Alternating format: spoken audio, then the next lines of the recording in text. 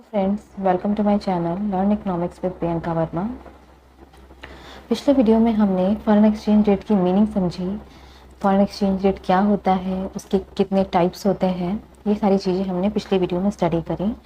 इस वीडियो में हम फॉरेन एक्सचेंज रेट की हिस्ट्री जानेंगे कि पहले कौन सा फॉरेन एक्सचेंज रेट फॉलो किया जाता था, प्रेजेंट टाइम में कौन सा फॉरेन एक्सचेंज रेट फॉलो किया जाता है। तो ये सारी चीज़ें हम इस वीडियो में स्टडी करेंगे।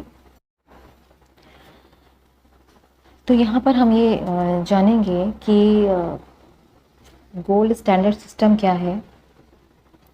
गोल्ड स्टैंडर्ड जो है एक फॉरेन एक्सचेंज रेट का सिस्टम है जो कि 1920 से पहले फॉलो किया जाता था। इसे हम मेन पावर पैरिटी के नाम से भी जानते हैं। इसमें ये होता था कि जितनी भी कंट्रीज़ होती थी उन्हें अपनी करेंसी को गोल्ड में एक्सप्रेस करना होता था। मतलब जैसे कि हम रुपए की बात करें, एक रुपए की जो यूनिट है, एक रुपए का जो वैल्यू है वो हमें गोल्ड में एक्सप्रेस करनी होती थी। एक डॉलर की वैल्यू जो है गोल्ड में एक्सप्रेस करनी पड़ती थी। चाहे हम रूबल की बात करें, रशियन रूबल की बात करें, 1 रूबल इज इक्वल टू जो है उसकी भी वैल्यू हमें गोल्ड में एक्सप्रेस करनी पड़ती थी।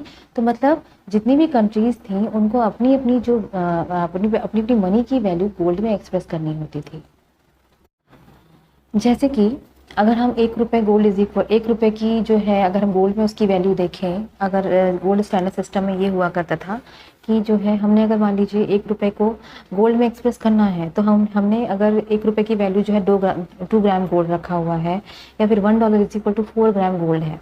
तो ये क्या है, गोल्ड हमेशा ग्राम में जो है इवेल्युएट किया जाता है।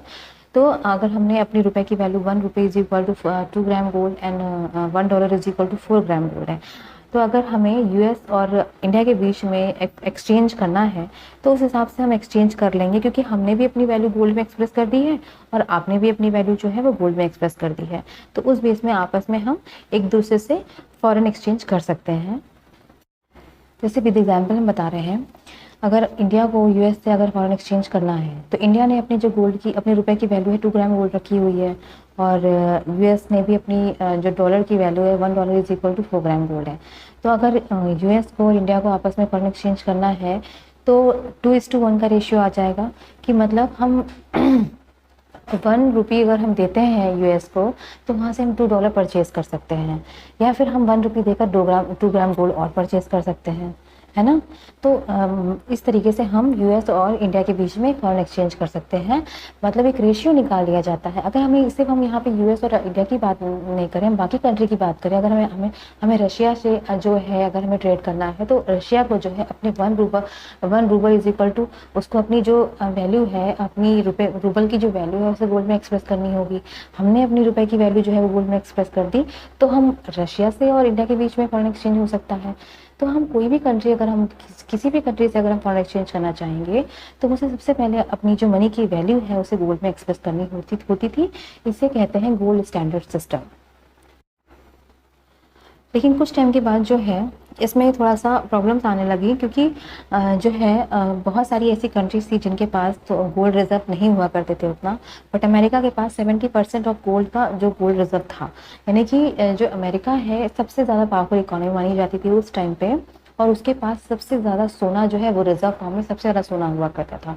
बाकी कंट्री के पास इतना ज़्यादा नहीं था, तो फिर कैसे फॉरेन एक्सचेंज होगा। इसलिए ये सिस्टम धीरे धीरे कोलैप्स होता चला गया।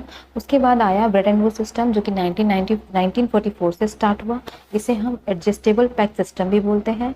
एडजस्टेबल पैक्ट सिस्टम का मतलब क्या होता है, इसमें एक लिमिट तक चेंजेस किए जा सकते हैं, क्योंकि ब्रेटन वुड्स में जो भी आईएमएफ और वर्ल्ड बैंक को इंट्रोड्यूस किया गया था। आईएमएफ क्या होता है, आईएमएफ होता है इंटरनेशनल मॉनेटरी फंड, जो कि शॉर्ट टर्म लोन अवेलेबल कराता है। ठीक है, इकोनॉमीज को जो भी बैलेंस ऑफ पेमेंट को बैलेंस करने के लिए शॉर्ट टर्म जो है लोन अवेलेबल कराता है, ये आईएमएफ का काम होता है। तो उसमें जितनी भी मेंबर्स कंट्री हुआ करती थी तो एक टाइम तक जो है उसमें एक लिमिट तक जो है इसमें एक्सचेंज रेट में चेंजेस कर सकती थी। इसीलिए इसको एडजस्टेबल पैक्ट सिस्टम भी बोलते हैं, जो कि 1944 से स्टार्ट होकर के 1971 तक चला।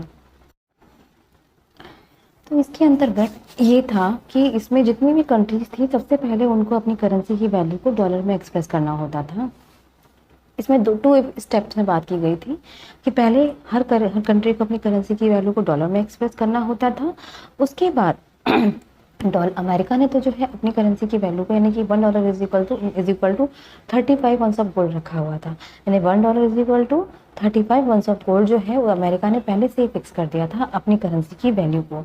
लेकिन बाकी अदर कंट्री को अगर यूएस अगर डॉलर चाहिए होता था तो उसके लिए उसे अपनी करेंसी को पहले जो है इसमें डॉलर में एक्सप्रेस करना होता था। जैसे कि हम $1 is equal to ₹1 is equal to $5 रख रहे हैं, या फिर हम 1 रूबल इज इक्वल टू $5 रख रहे हैं, या फिर हम 1 येन इज इक्वल टू $5 रख रहे हैं।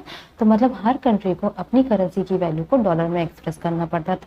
तो पहले वो अपनी करेंसी को वैल्यू को डॉलर में एक्सप्रेस करेगा, फिर जो अमेरिका ने जो अपनी करेंसी की वैल्यू को गोल्ड में एक्सप्रेस किया है उससे उसको मल्टीप्लाई करना होता था, और जितना मल्टीप्लिकेशन में आता था उतना ही फॉरेन एक्सचेंज बनता था। तो ये 2 स्टेप्स में फॉलो किया जाता था, और ये दोनों ही सिस्टम जो थे वो फिक्स्ड एक्सचेंज रेट से रिलेटेड थे।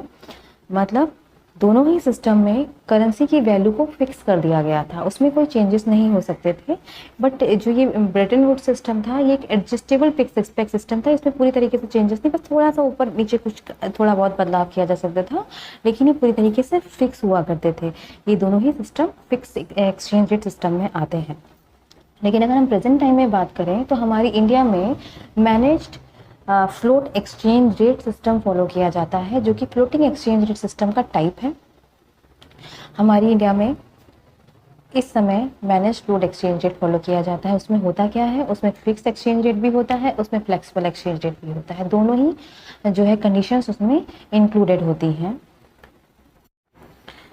तो ये था फॉरेन एक्सचेंज रेट की हिस्ट्री क्या थी कि सबसे पहले यहाँ पर हमारे जो भी foreign exchange rate system follow किया जाता था वो गोल्ड स्टैंडर्ड में था, यानी करेंसी की वैल्यू को हमें गोल्ड में एक्सप्रेस करना पड़ता था। अगर आपस में दो कंट्रीज़ को आपस में एक्सचेंज करना है तो हर कंट्री को अपनी करेंसी की वैल्यू को गोल्ड में एक्सप्रेस करना होता था। नेक्स्ट सिस्टम में हर कंट्री की करेंसी की वैल्यू को उससे पहले डॉलर में एक्सप्रेस करना होता था। फिर जो यूएस ने अपनी जो है अपने $1 is equal to 35 ounce of gold रखा हुआ था, उससे उसको मल्टीप्लाई करके फॉरेन एक्सचेंज किया जाता था। तो ये 2 सिस्टम जो है पहले फॉलो किए जाते थे। प्रेजेंट टाइम में हमारे यहाँ manage float exchange rate system follow किया जाता है, जिसमें फिक्स्ड एक्सचेंज रेट भी होता है और फ्लेक्सिबल एक्सचेंज रेट भी होता है।